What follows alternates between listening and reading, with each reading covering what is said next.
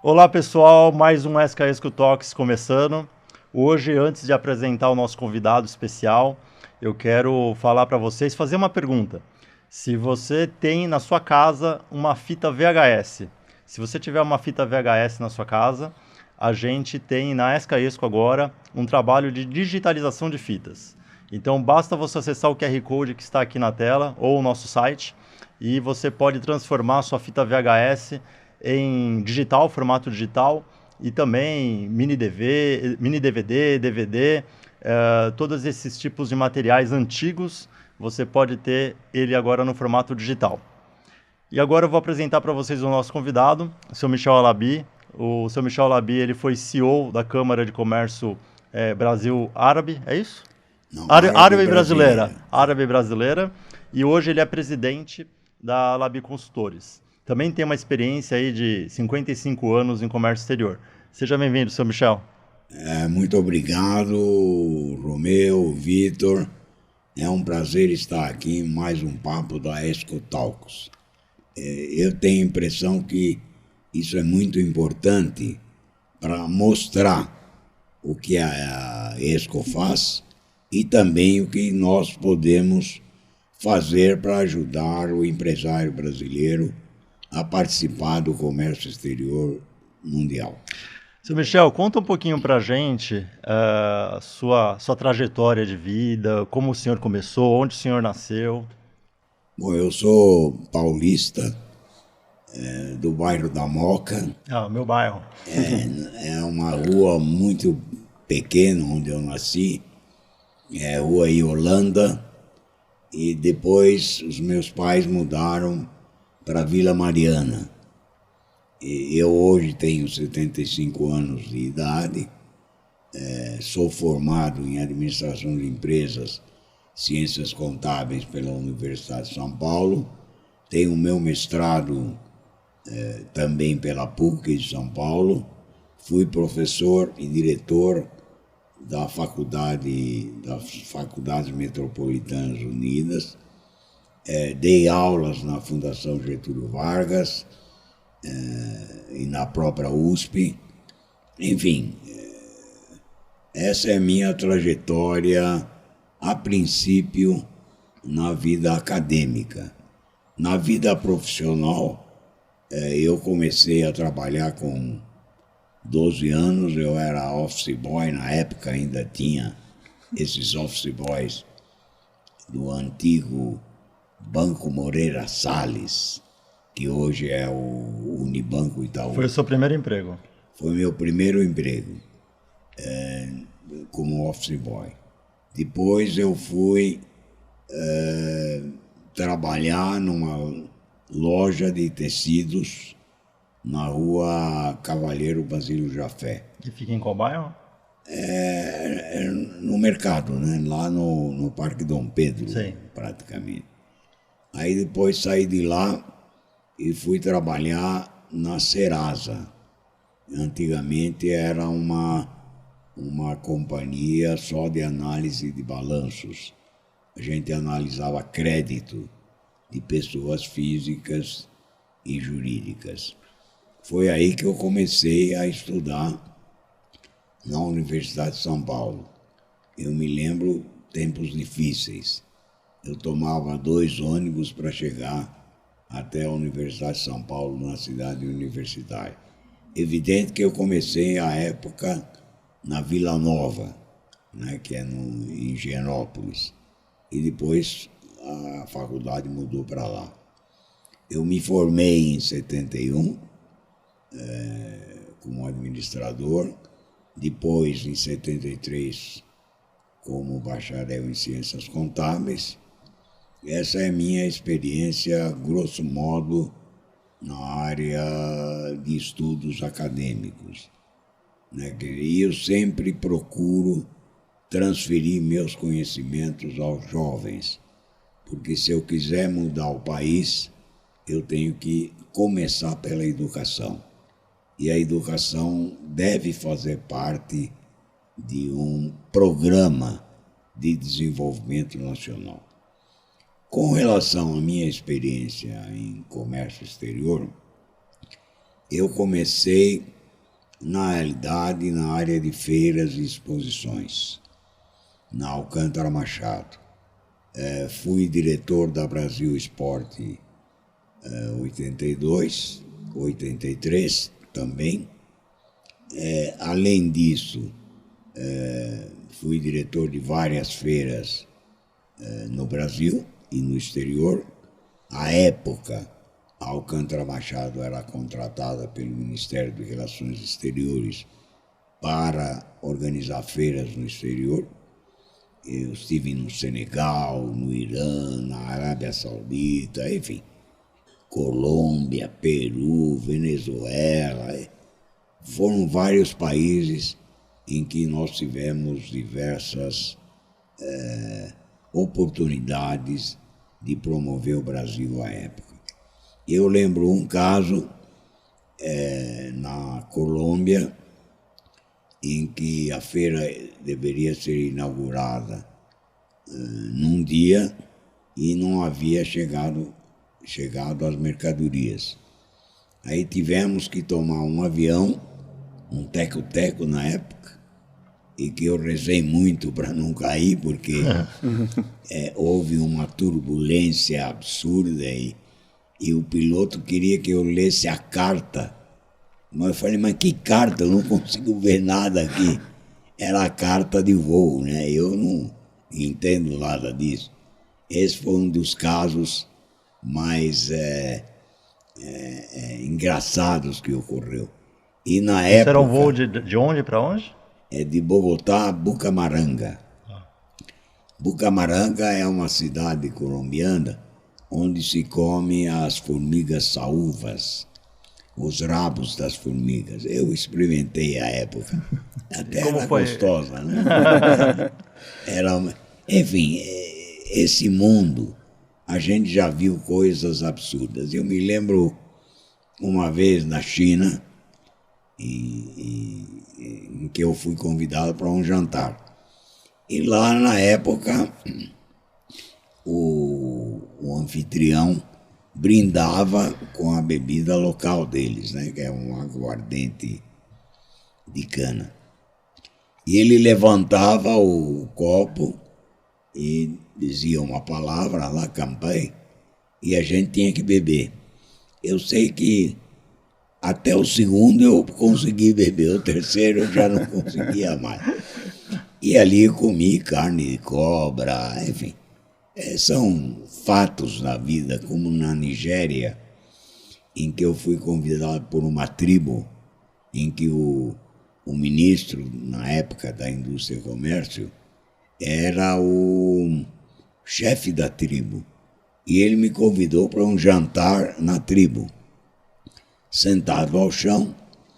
E eu não gosto nem de comentar, mas nós aquele dia tivemos que comer o olho de um macaco. Nossa. Eu sei que aquilo entrou de uma tal forma que eu fiquei 3 dias sem dormir pensando naquilo que eu fiz. Mas valeria a pena. Tinha um azeitinho, pelo menos, junto ou não? Não tinha nada, tinha uma água só. Mas na realidade valia a pena, porque envolvia negócios na época de grande monta e que eu iria receber um prêmio se eu conseguisse vender essa grande monta. E na época eu era gerente administrativo de marketing da antiga COFAP, que era do seu Abram Kaczynski na época. Essas viagens eram todas feitas pela empresa, assim, pela não? empresa, normalmente pela empresa. Sim. Como também vivenciei várias guerras. Por exemplo, uma guerra civil em Angola, em que a gente andava na rua com os exércitos, trocando tiros. E a gente tinha que pôr o colete e ainda andar com segurança. Isso em 1975, na época. Enfim, quer dizer, são casos e mais casos que daria para a gente escrever um livro sobre a vida que eu tive nesses 75 anos. Apesar que eu já escrevi 3 livros. Um livro que é o Manual Básico do Exportador, outro que é o Manual Básico do Importador e outro sobre feiras e exposições. Na realidade, Romeu e Vitor, eu já cumpri quase minha missão na vida. Por quê? Escrevi um livro, plantei uma árvore e visitei a cidade santa de Belém. Inclusive, fiz todo o trajeto de que Cristo passou e visitei a igreja da Natividade. Bacana. E me diz uma coisa, voltando um pouquinho para os seus pais, para os seus antepassados, seu sobrenome é Alabi. De onde vem Alabi? Na verdade, os meus pais vieram da Síria, fugindo do domínio turco-otomano. Chegaram ao Brasil em 1915, mais ou menos, o meu pai, vindo da Síria, a cidade de Homs. E minha mãe veio de Damasco, chegando aqui em 1925, por aí. Aí eles se conheceram aqui. Conheceram aqui. Isso. Moravam na Moca, conforme eu já comentei. E aí veio uma família somos 4, 2 homens e 2 mulheres. E eu sou o mais velho, né? Como se diz, o mais velho e o mais burro, mas não é bem assim. Eu sou mais velho, São Michel, também, da família. Não é bem assim. O mais velho sempre tem a responsabilidade de cuidar dos mais novos, né? Não esqueça disso também. É lógico. Pelo menos no costume árabe, né? O costume árabe é importante que o mais velho seja o responsável pela família. E aí construiu, pelo menos ele me deu uma grande lição, que é a educação, visto que ele só tinha o curso primário, mas fez de tudo para que nós, os 4, estudássemos, né? Por exemplo, a minha irmã é professora, mestranda e mestrada em matemática, a outra irmã é socióloga e o meu irmão administrador de empresas.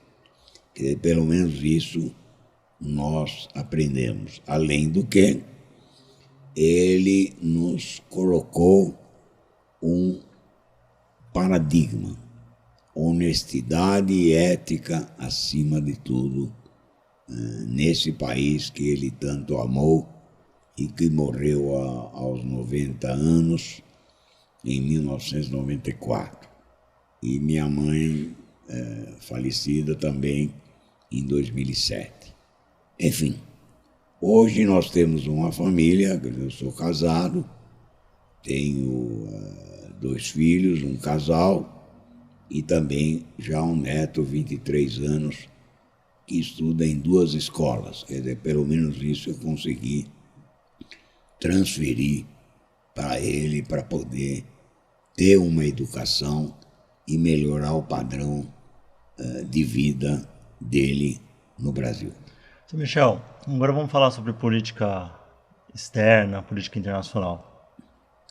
O senhor pode fazer um resumo assim dos últimos anos do Brasil, a situação do Brasil com a política externa, como tem se como que os nossos presidentes que passaram trabalharam a política externa da democracia para cá? O que tem sido feito e o que não tem sido feito também, né? O que faltou fazer. Veja, quer dizer, nos últimos governos sempre tivemos uma política externa bastante atuante.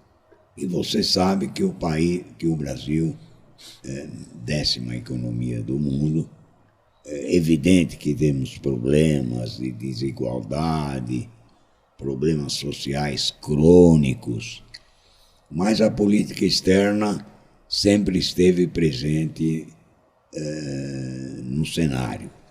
Mas a partir da época do Collor, né? Mas a partir de 1990, com a primeira abertura econômica, em que eu me lembro muito bem que ele disse que nossos carros eram charretes, né, se não me falha a memória. A partir do Collor, aí começou a haver uma certa abertura. Aí depois veio, se não me falha a memória, o Itamar Franco, né? Isso, que era Depois o vice, né, dele. Era o vice, né? Depois o Fernando Henrique. Henrique, duas vezes. Duas vezes, né? Lula duas vezes. Lula duas vezes. Dilma uma vez e meia. Dilma uma vez e meia. Não é bom nem relembrar esse período. Bolsonaro. Que eu me lembro. Tem o Temer também, né? O Temer fez a meia. O Temer fez coisas muito boas para o país do ponto de vista externo. O Bolsonaro, do ponto de vista interno, tem um lado positivo que deu continuidade à abertura econômica, apesar de olhar para o lado externo muito com uma cabeça muito fechada, só visualizando aqueles países de centro-direita ultra-radical. E eu acho que o mundo mudou muito. E agora temos o Lula. Se pretende que o Lula tenha uma visão um pouco mais abrangente dessa política externa. O que nos faz um pouco preocupados é que o Lula, a exemplo do Bolsonaro, de vez em quando dá uma rateada nas suas palavras e que isso não é bom para o país. Por exemplo, na recente viagem à China, nosso principal parceiro comercial, mais de 25% das nossas exportações vão para a China, apesar de vendermos mais commodities, mas é algo importante ter esse mercado de mais de 1 bilhão de pessoas, né? A classe média da China tem mais de 300 milhões, é mais do que um Brasil inteiro. E ele lá fez declarações que não deveriam ser feitas no lado estrangeiro, muito mais para agradar um pouco mais a China e a Rússia. Isso afeta os países ocidentais, que são também nossos parceiros. Mas eu acho que o Lula tem tudo para ter uma presença externa do Brasil um pouco mais atuante do que foi o governo Bolsonaro.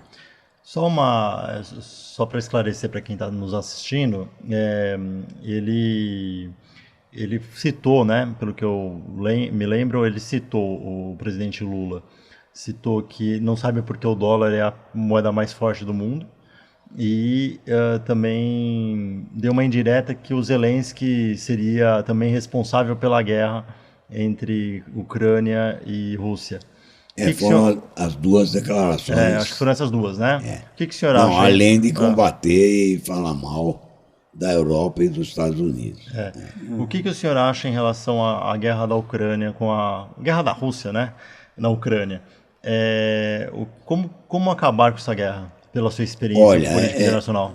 Hoje está muito difícil acabar, mas eu tenho a impressão que deve haver um esforço multilateral de países para acabar com essa guerra, porque essa guerra só traz prejuízos para a humanidade, além de mortos, sem dúvida. Isso é um fato desagradável. Com relação ao dólar, o dólar, desde Bretton Woods, é a moeda do comércio mundial. Mais de 90% das transações internacionais são feitas em dólar. A moeda chinesa começa a dar mostra de que pretende ser no futuro, não tão próximo, uma moeda também do comércio internacional. Mas veja, no caso do Brasil, as reservas do Brasil em 2022, 89% era reserva em dólar e só 4% em renminbi. Então eu acho que a China tem uma estratégia de longo prazo. E essa estratégia de longo prazo para 2050, pelo menos, é que o renminbi seja uma moeda do comércio internacional. E a China tem vários acordos para transações entre moeda local e o renminbi com vários países, inclusive com a Argentina, inclusive com a Arábia Saudita, inclusive com a Rússia. Enfim, a diferença entre o Brasil e a China é que a China tem uma visão estratégica, enquanto no Brasil, infelizmente, ainda não temos noção do dia de amanhã. O que nós precisamos é um planejamento de médio e longo prazo, para poder chegar aonde queremos. Por enquanto, nós estamos trabalhando no escuro. E esse no escuro nos traz prejuízos do ponto de vista empresarial e do ponto de vista também da população. Isso não é bom para o país. Então, uma dúvida que até eu tenho de comércio exterior, que eu vi que surgiu recentemente aquela polêmica que era das negociações dentro do Mercosul, por exemplo, o Brasil e a Argentina terem uma moeda em comum, mas não moeda única, para fazer a negociação e acho que não depender do dólar. Como é que funciona esse tipo de... Na verdade, quer dizer, isso já se faz. Uhum. O grande problema é você transacionar nessa moeda real e peso é a instabilidade existente, a volatilidade dessas moedas. Então, quer dizer, não é que seja compulsório. O exportador e o importador é que decidem que moeda vão utilizar. No passado, até 2017, se não me falha a memória, existia o chamado Convênio de Crédito Recíproco, em que os bancos centrais utilizavam uma compensação para poder verificar o balanço da exportação e da importação. Por exemplo, o Brasil vendia 100 para a Argentina e comprava 80, a Argentina tinha que pagar 20. E pagava 20 em dólar, e não na moeda nacional. Isso foi extinto por uma série de calotes que o Brasil levou, principalmente com a Venezuela. Então, quer dizer, essa moeda comum Brasil-Argentina só vai funcionar se você tiver uma política macroeconômica comum, harmônica. Só vai funcionar se você tiver estabilidade das moedas. Caso contrário, é um sonho numa noite de verão. Você, Michel, tem uma divisão aí que é assim, países desenvolvidos, países subdesenvolvidos, países emergentes, que para mim deveria ter também uma quarta categoria, que são os países subemergentes, né? Ou aqueles que talvez que estejam afundando, que é o caso da Argentina, por exemplo. Não dá para chamar a Argentina de um país emergente, no meu ponto de vista. Quais são os países que, na visão do senhor, no mundo, são os países que vão, em breve, ser considerados países desenvolvidos, que ainda não são? Olha, veja, quer dizer, hoje você tem os chamados novos tigres asiáticos. Malásia, Filipinas, Indonésia, Vietnã. Esses países estão ultrapassando o Brasil em termos de comércio exterior. Evidente, o Brasil tem tudo para ser um país desenvolvido. Por quê? Tem terra abundante, tem sol o ano inteiro, tem água, só não temos uma estratégia definida para chegar lá. E hoje o Brasil, por exemplo, na área de alimentos, ele é um dos principais produtores que garantem alimentação para mais de 180 países do mundo. Só que nós precisamos de uma definição estratégica para chegar lá. A Argentina é um grande produtor de alimentos também. Mas erros e mais erros, a exemplo do Brasil, e muita gente diz que o Brasil é a Argentina do amanhã, e muitos também dizem que a Argentina é o Brasil do amanhã. Enfim, não dá para comparar Argentina e Brasil. Isso, tudo bem. Erros e mais erros, corrupção existente, falta de ética, falta de moral, tudo isso nos leva a crer que sem uma reforma efetiva do sistema judiciário e sem uma conscientização de que democracia é respeitar o direito do outro e não anarquia, eu acho que o Brasil tem condições de chegar lá, tanto quanto a Argentina. Então, quer dizer, esses novos emergentes, eu acho que de África você tem condições também de sentir alguns novos emergentes. É o caso do Egito, por exemplo, é o caso da Nigéria, por exemplo. O que você tem da mesma forma que tem no Brasil, nesses países... A Índia seria um outro país também, né? Como? A Índia, não há dúvida. A Índia vai ultrapassar a China logo, logo em população. E é grande produtora de fármacos. E é grande também produtora de equipamentos. Exportadora de programadores. Sim. E depois outra, quer dizer, o ruim do nosso país é que também o inglês não é a segunda língua falada. Se você pega o Chile, por exemplo, a segunda língua falada no Chile é o inglês, é obrigatório se falar inglês. Eu acho que aqui no Brasil não tem nenhuma segunda língua falada. Não, eu acho que no Brasil, inclusive, há um português muito mal falado, infelizmente. Quer dizer, não se consegue. Quer dizer, você para receber um estrangeiro é tudo por sinais ou mímicas. Ou então a linguagem de Libra, né, utilizada. Esse é um defeito do nosso país. Eu acho que você buscar inovação e tecnologia, e com essa inteligência artificial que está surgindo, não há dúvida que você precisa trabalhar insistentemente para tornar o país mais produtivo. Caso contrário, nós vamos continuar a ser um exportador de commodities. Não existe talvez uma necessidade de mudança de foco do Brasil? Quando eu digo isso assim, hoje o Brasil ele essencialmente exporta commodities. Taiwan, que é uma pequena ilha na Ásia, tem o dobro em dólares de exportação ano do que o Brasil, praticamente o dobro.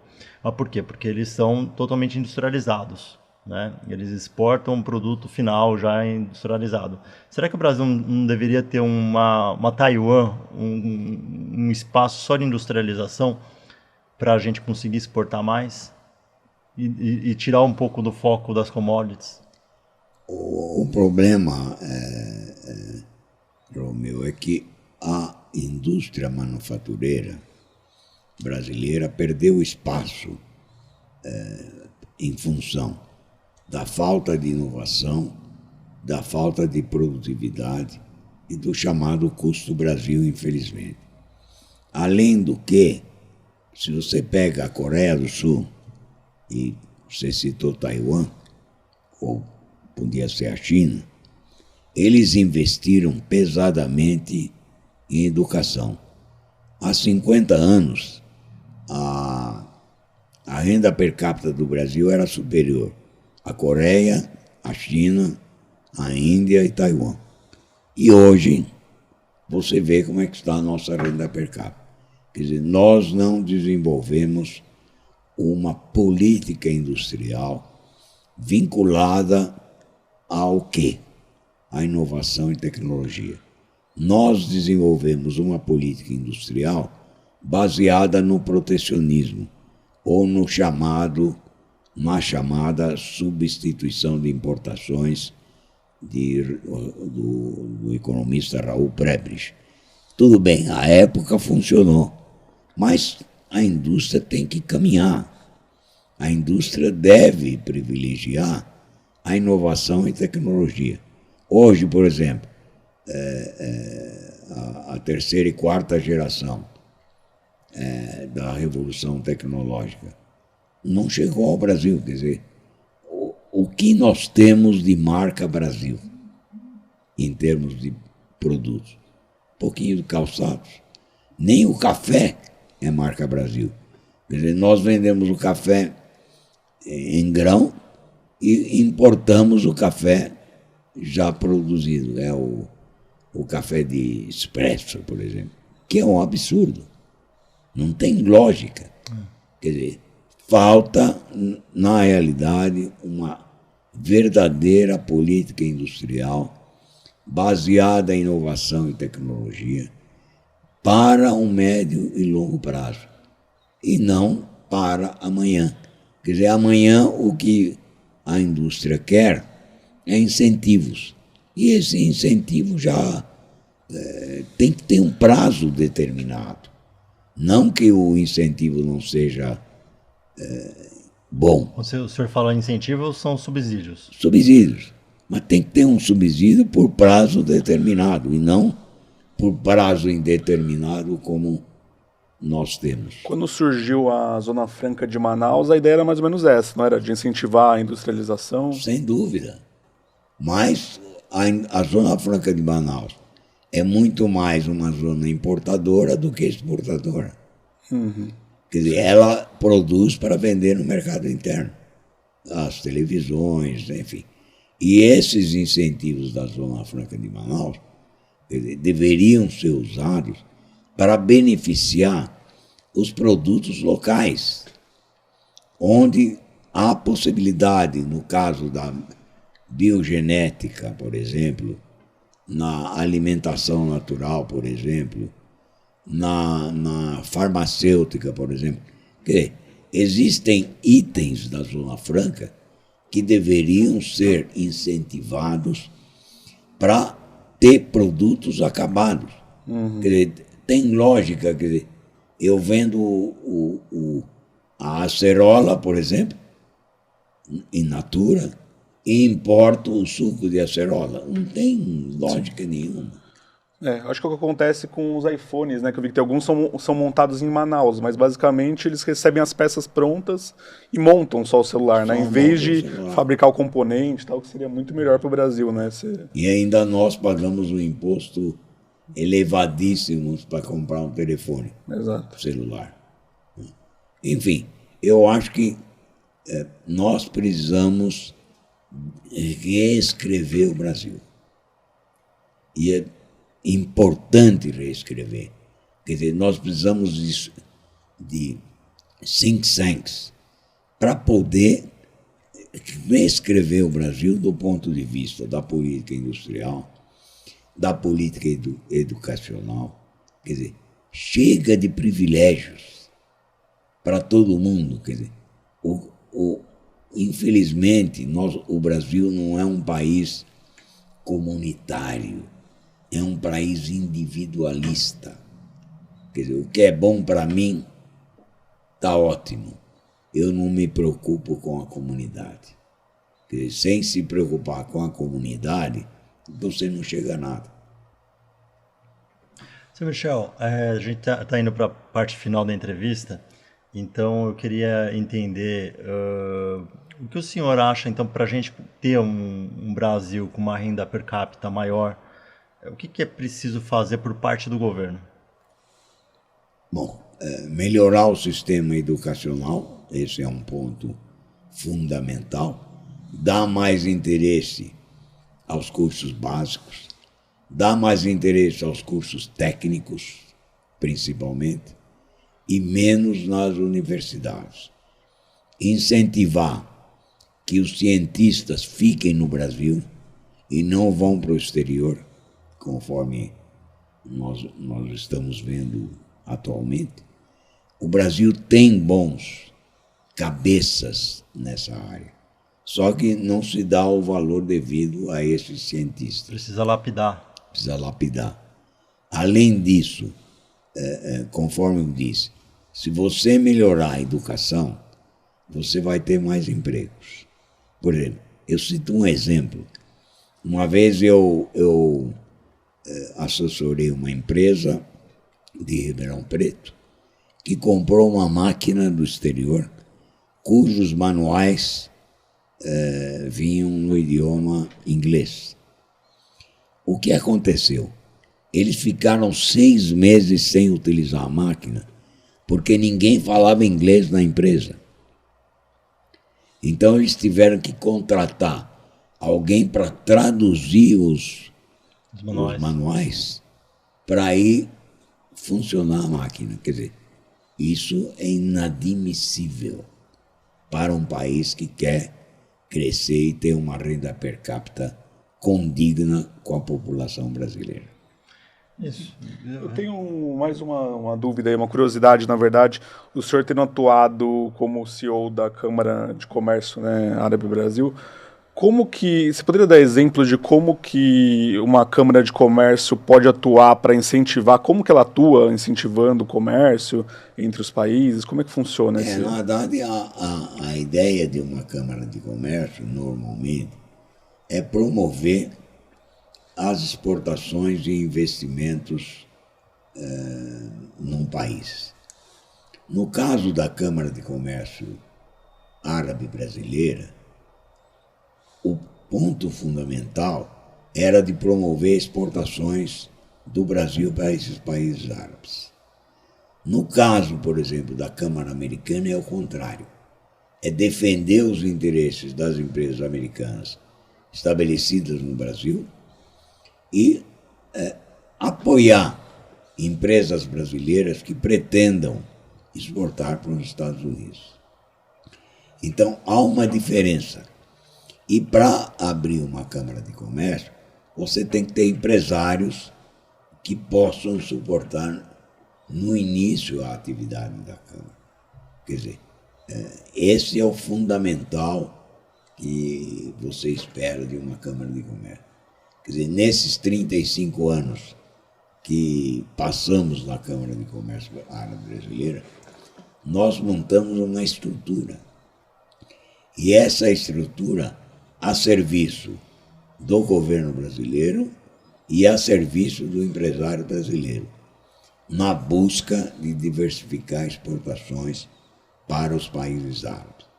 Evidente que ainda não diversificamos quanto deveríamos ter diversificado. Quer dizer, conforme o Romeu já disse, nós somos um grande exportador de commodities. Não que seja pecado, muito pelo contrário. Você vender o frango em partes, você tem um valor agregado. Agora, nós devíamos vender a marca. Você vender carne in natura, tudo bem, aí não tem valor agregado. Mas você vender a marca carne, como a Austrália faz, como os Estados Unidos faz, e que é mais cara que o brasileiro, evidente que é importante. Então, eu acho que o papel de uma Câmara de Comércio é fomentar o interesse dos empresários, quer dizer, sem incentivo ou sem subsídio do governo. E, seu Michel, como que funciona a questão dos certificados de origem? nas câmaras de comércio, quer dizer, o certificado de origem é para comprovar a origem do produto como brasileiro. E para um produto ser brasileiro, tem que ter no mínimo 60% de conteúdo nacional. Quer dizer, mão de obra, matéria-prima, enfim, os custos que vão no produto. E é importante que se tenha esse certificado de origem, porque muitas vezes esse certificado permite que as empresas importadoras tenham redução tarifária de impostos. Não é o caso dos países árabes, porque não temos acordos com Mercosul e países árabes, a não ser Egito, e que esse funciona, foi firmado em 2017 e tem beneficiado não só exportadores brasileiros, mas também importadores de produtos egípcios. Seu Michel, quero agradecer o nosso bate-papo. Queria que você deixasse o seu site para o pessoal acessar. E a Labi Consultores, é isso? É www.alabiconsultores.com.br. Muito obrigado, seu Michel. Eu que agradeço, estou à disposição de todos para concretizar alguma atividade relativa a comércio exterior ou administração de empresas. Obrigado. Obrigado, senhor Michel. Obrigado.